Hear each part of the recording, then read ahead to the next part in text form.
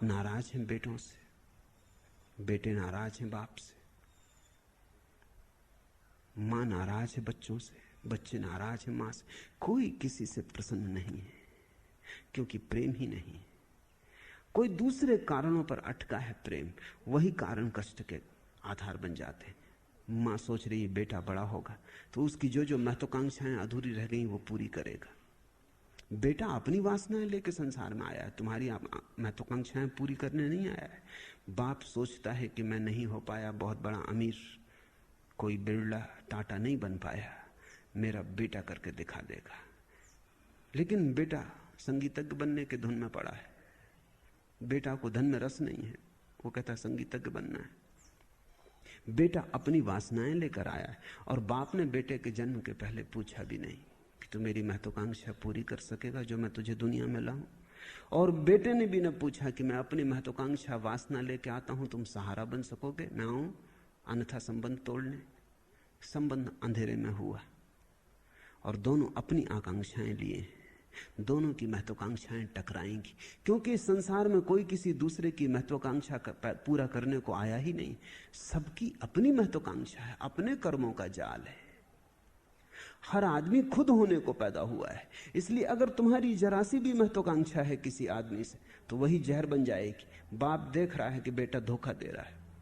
मैं चाहता था कि धनपति बन जाऊं, मैंने जिंदगी भर इसके लिए गंवाई, इसी आशा में कि मरते वक्त मेरी आशा पूरी होगी, और ये सितार बजा रहा है, ये भीख मांगेगा।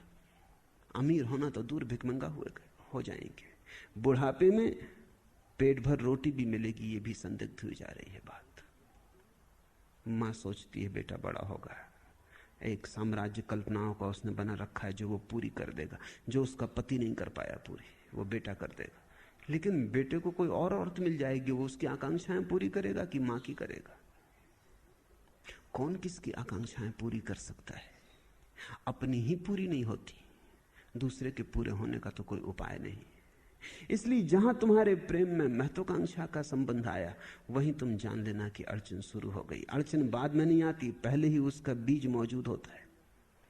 तुम थोड़ी देर सोचो कि बाप बेटे को प्रेम करता हो, सिर्फ प्रेम करता हो कि आनंदित हूं तू जो भी होना चाहे हो, तो अगर सितार बजाएगा तो मेरी खुशी है, तू धन कमाएगा तो मेरी खुशी है, तू भिखमंगा हो जाएगा लेकिन प्रफुल्लित रहेगा अपने भिखमंगेपन में तो मेरी खुशी है। मैं खुश हूं, तू जो होना चाहे उसमें मेरा सहयोग है।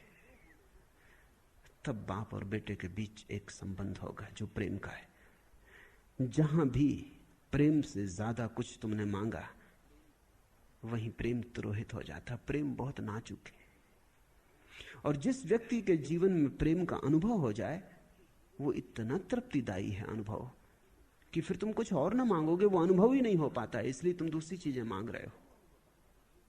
एक बार प्रेम का अनुभव हो जाए तो तुम्हारे जीवन में स्वाद आ गए। अब तुम प्रार्थना की तरफ बढ़ोगे।